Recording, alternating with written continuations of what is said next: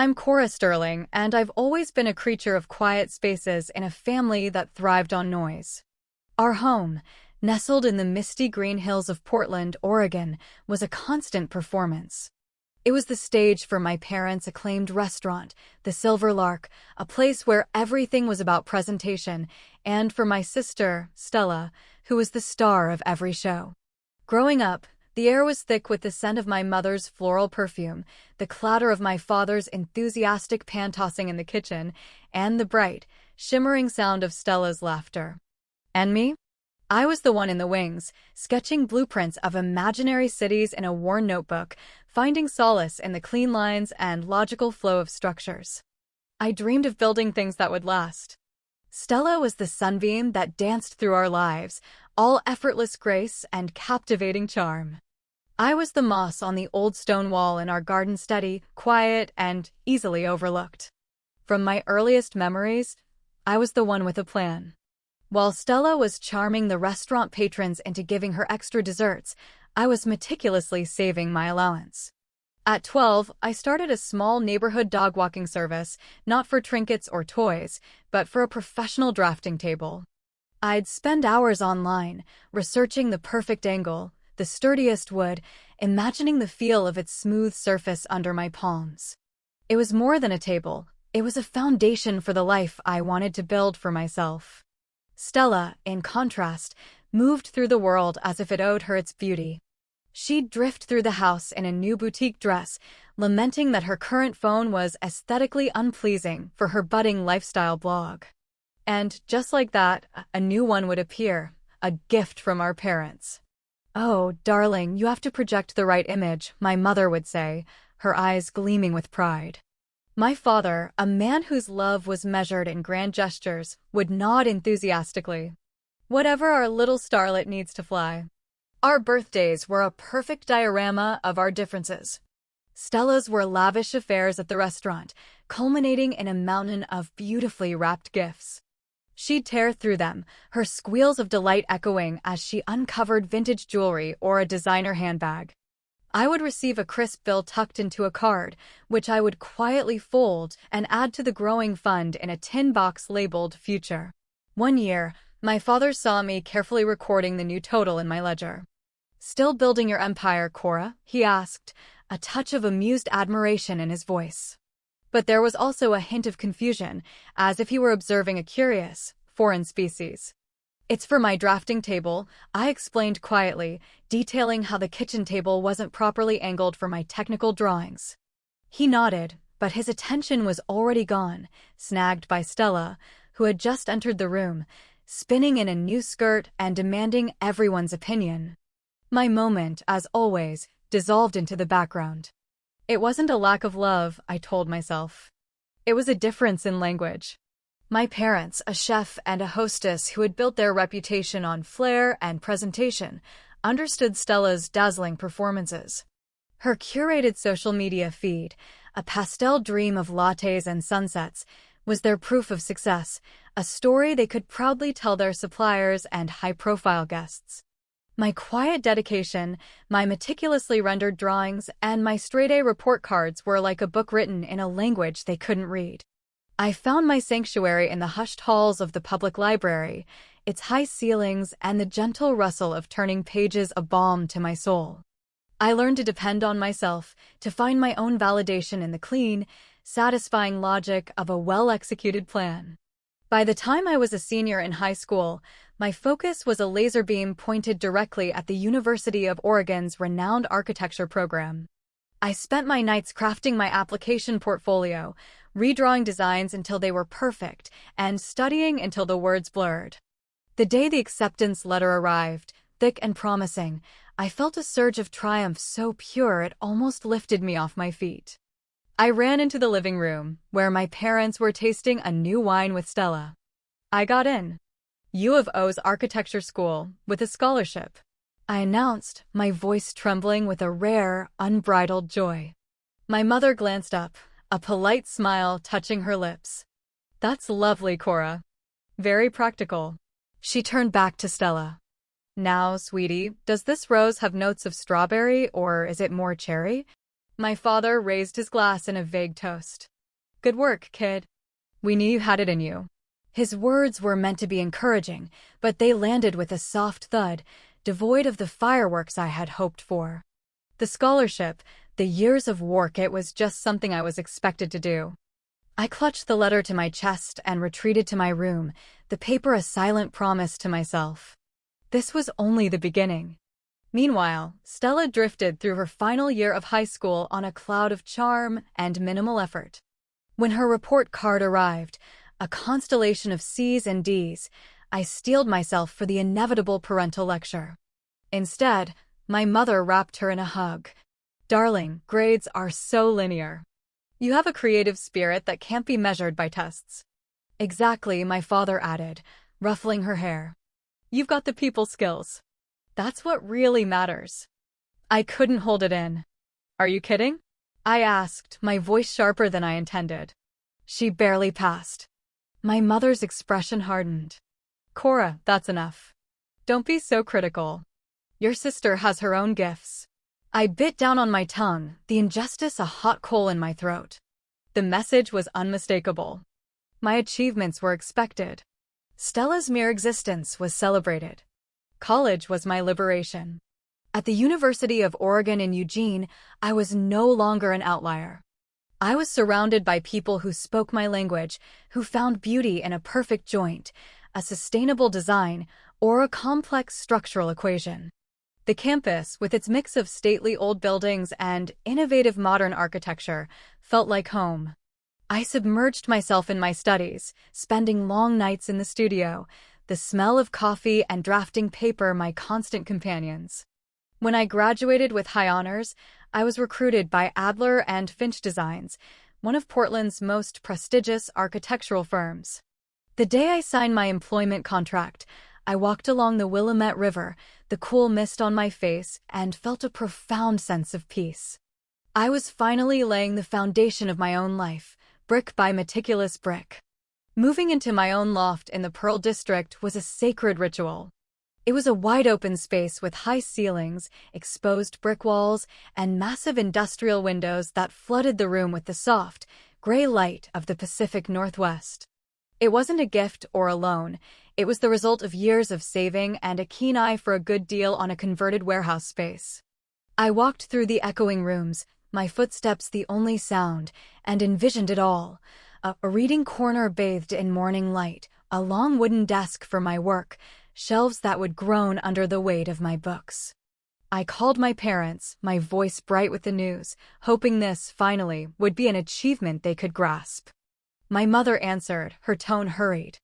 Oh, that's wonderful, Cora. Listen, I have to run. Stella is being featured in a local magazine for her boutique, and we're helping her with the photo shoot.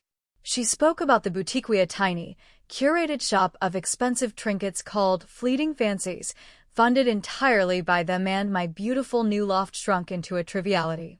I hung up the phone, the familiar ache of disappointment settling in my chest.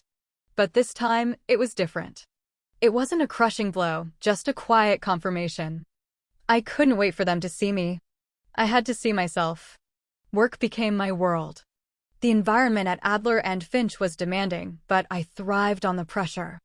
I poured my soul into every project, my dedication earning the respect of my superiors, especially Mr.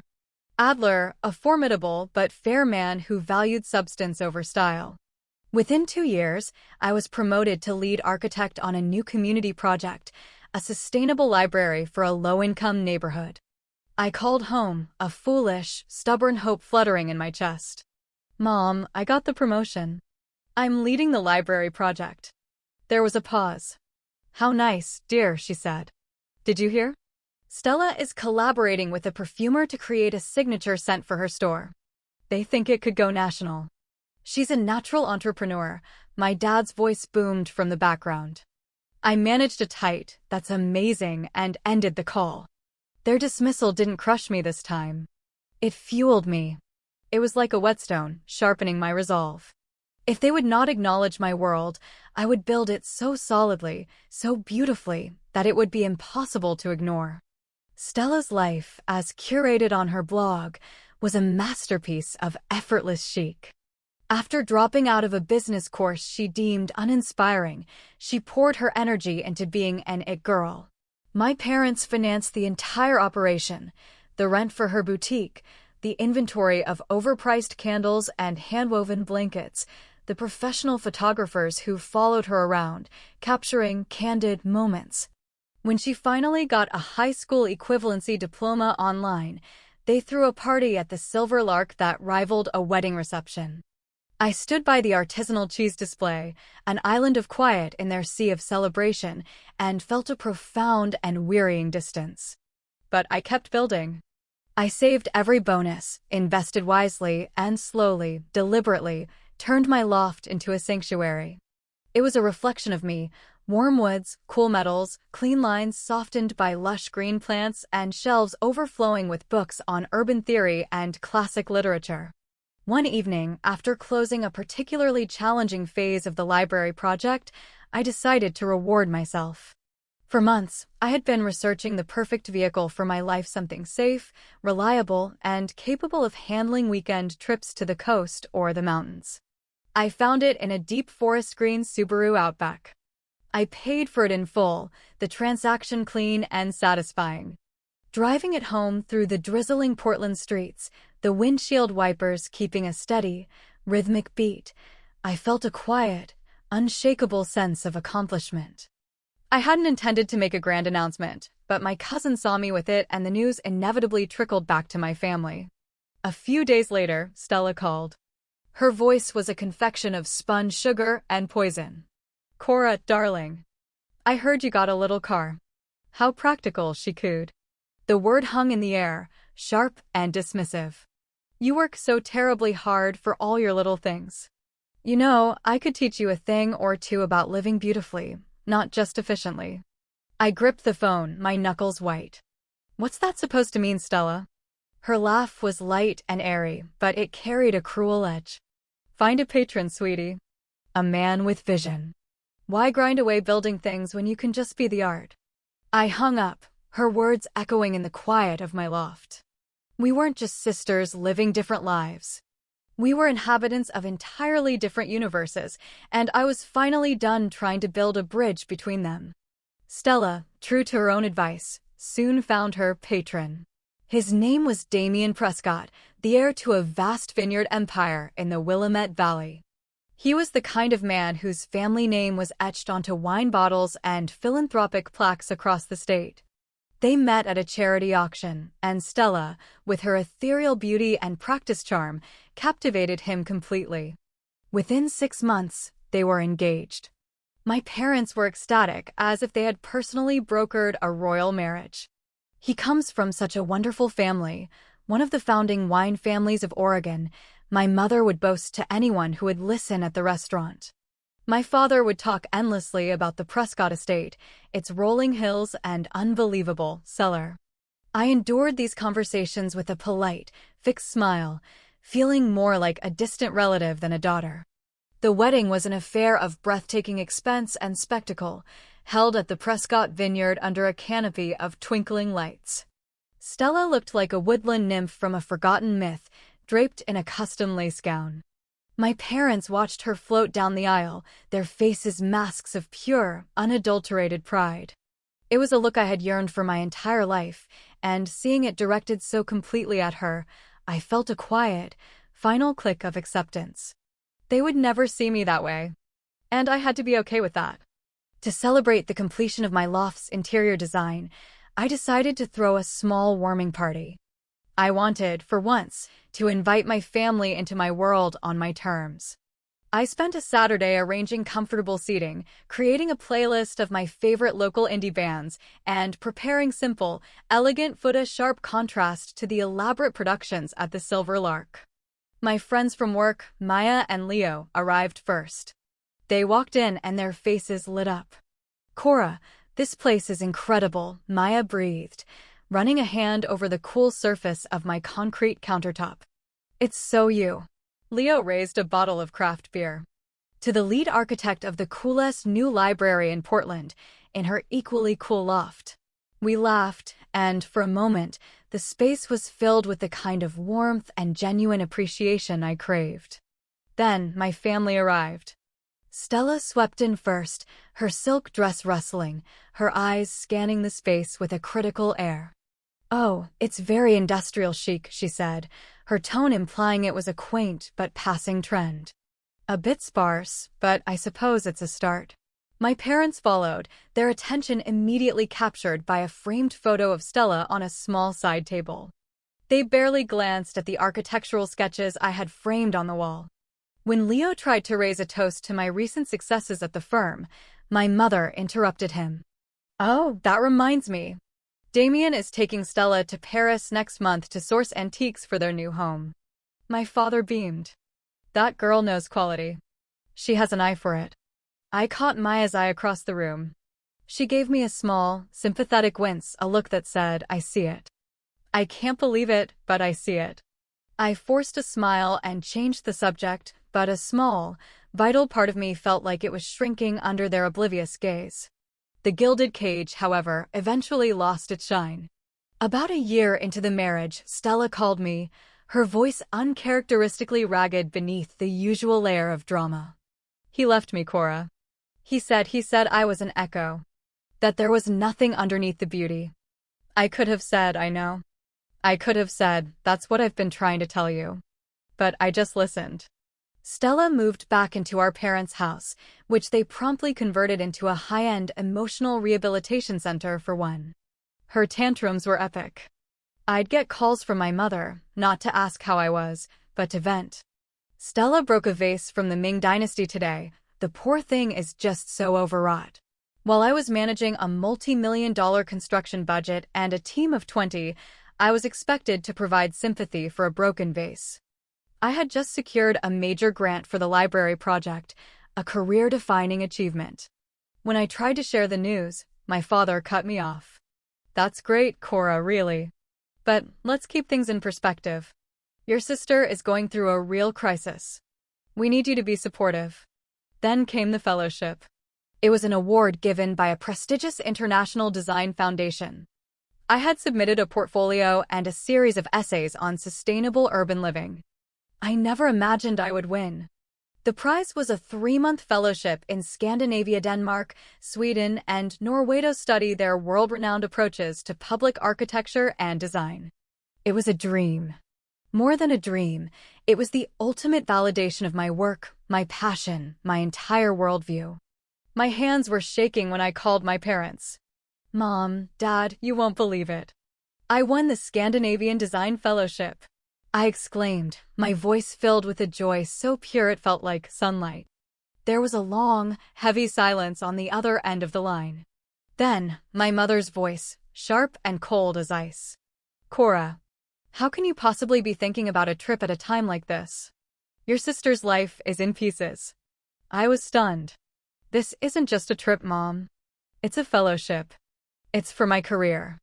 "Career, career, career," she snapped. "Is that all you think about? Family is what matters. Stella needs to get away, to find herself again. You should give the fellowship to her. It would do her a world of good." I felt the air leave my lungs. Give it to her? A highly specialized architectural fellowship? The absurdity of it was staggering. My dad got on the phone, his voice laced with disappointment. "Don't be selfish, Cora. It's the right thing to do. Family helps family."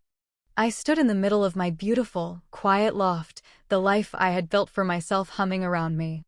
And in that moment, something inside me, something that had been bent and compressed for years, finally straightened. "No," I said, my voice quiet but unshakably firm. "I earned this. And I am going." I hung up the phone before they could reply, my heart hammering against my ribs not with fear, but with a strange, terrifying, and exhilarating sense of freedom.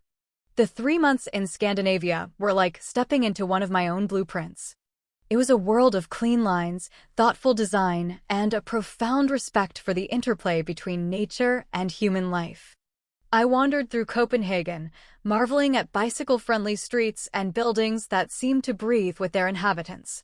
I sketched the sleek, functionalist architecture of Stockholm and hiked through the breathtaking, silent majesty of the Norwegian fjords. For the first time in my life, I wasn't Stella's practical sister or the quiet one. I was just Cora. I was an architect, a scholar, an observer. I shared meals with Danish designers, debated urban theory with Swedish professors, and drank coffee with Norwegian students. I laughed easily, spoke freely, and felt my own soul expanding to fill the space around me. I was building something new within myself, a solid core of self-worth, independent of anyone else's approval. The day my fellowship ended, I sat at a cafe in Oslo, watching the boats in the harbor, feeling a bittersweet pang. Reality was waiting. When I landed back in Portland and switched on my phone, I saw a handful of missed calls from my parents from weeks ago, but nothing recent. Nothing at all from Stella. A knot of apprehension tightened in my stomach. I took a cab from the airport, the familiar gray sky and misty rain a stark contrast to the crisp Scandinavian air. I felt lighter, more grounded, but also braced for impact.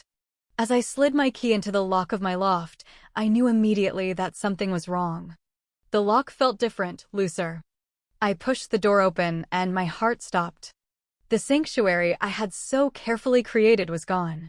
In its place was chaos. Shopping bags from expensive boutiques were piled on my reading chair. Half-empty takeout containers littered my drafting table. And there, sprawled on my sofa, scrolling through her phone as if she owned the place, was Stella. "Stella? What in God's name are you doing here?" I asked, my voice a strangled whisper. My keys slipped from my numb fingers and clattered to the floor. She looked up, her expression one of mild annoyance at being interrupted. "Oh, hey. You're back." I needed a change of scenery. Mom and Dad's place was getting suffocating. My stomach twisted into a cold, hard knot. "How did you get in?" She rolled her eyes, a gesture of supreme entitlement. "The spare key you keep under the planter, obviously." Mom told me where it was. I stood there, speechless, a wave of violation washing over me. My home. My sacred space. It had been invaded, colonized by the very person whose shadow I had just escaped. "I need some air," I muttered, turning on my heel and grabbing my purse. I needed the familiar comfort of my car, the quiet hum of its engine. In the secure residence parking garage, I walked to my designated spot. It was empty. Panic, cold and sharp, pierced through my shock. I fumbled for my phone, my hands shaking so badly I could barely dial my mother's number. She answered on the second ring, her voice cheerful. "Cora, you're back. Did you have a nice little trip? Where is my car?" I demanded, my voice tight. She laughed, a light, tinkling sound that made my blood run cold. "Oh, that. Honestly, Cora, you're so dramatic. We sold it." The world seemed to tilt on its axis. "You what?" "Well, Stella was just so down, you know? And her old car was giving her trouble. She needed a fresh start, a little retail therapy to boost her spirits. So we sold your car and used the money to get her a lovely new convertible and a new wardrobe. She looks fabulous in it." My dad came on the line then, his voice booming with paternal authority. "It's for family, Cora. What's yours is ours when a family member is in need. You understand." The phone felt slick in my hand. "That was my car," I yelled, the sound raw and desperate. "I paid for it with my own money. You had no right."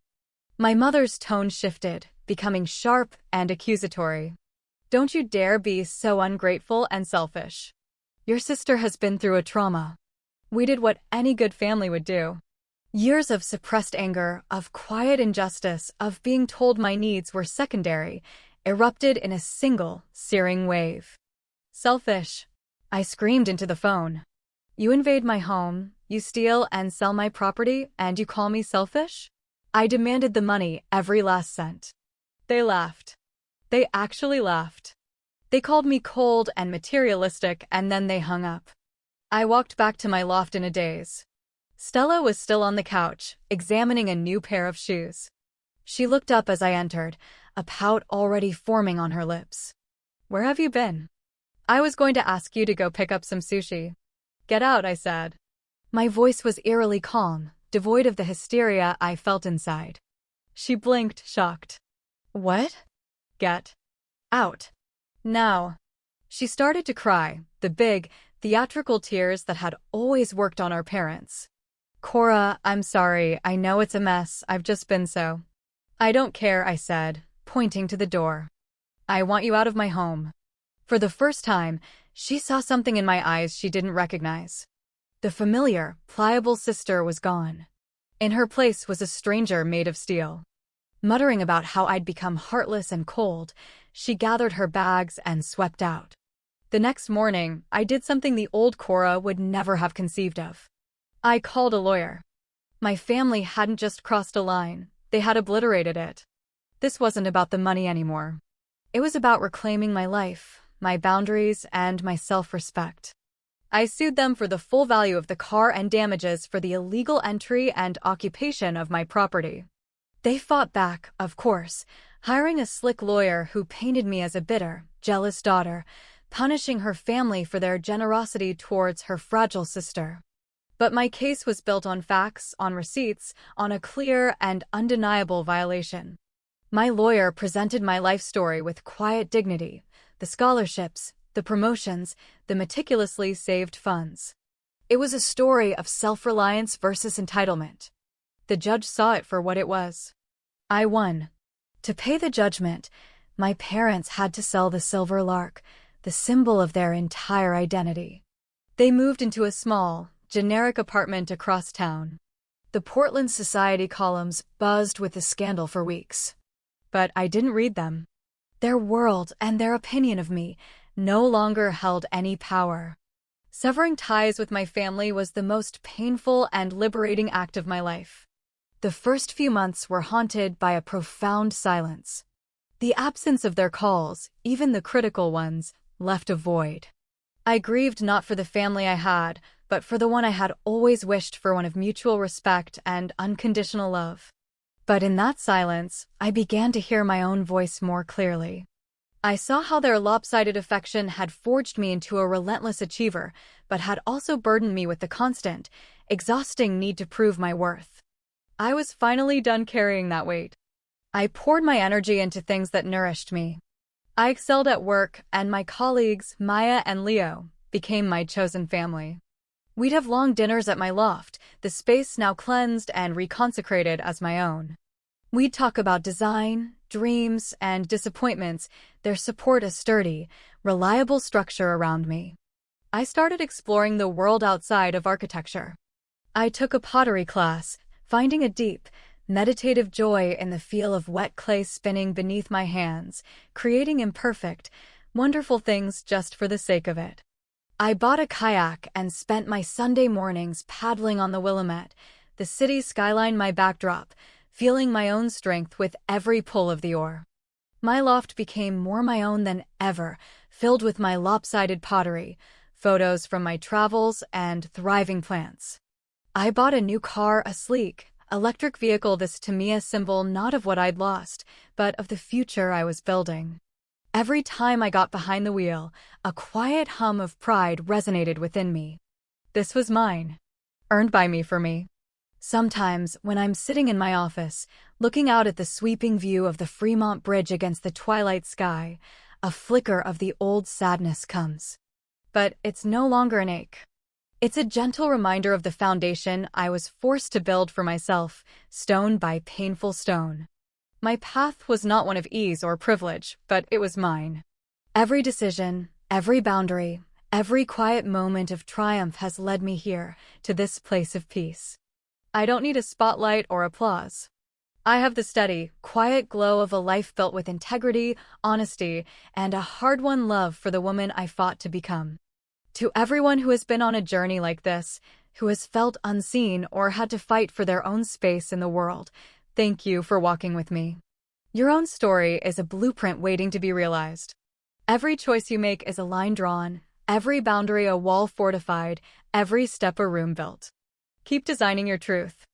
I promise you, the view from a life you build yourself is worth everything.